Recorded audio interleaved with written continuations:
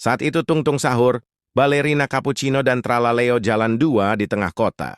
Tiba-tiba Tralalelo terpisah dari teman-temannya. Tralalelo pun kebingungan berdiri di trotoar tengah kota sendirian. Melihat ke segala arah dengan ekspresi panik karena Tralalelo menghilang, Tralalelo pun berjalan sendirian di jalan tengah kota. Tung Tung sahur dan Balerina Cappuccino pun menyebarkan poster di puncak sebuah gedung pencakar langit saat matahari terbenam. Tralalelo berdiri dan melambai saat melihat teman-temannya dari kejauhan dan akhirnya dia pun bersama-sama kembali.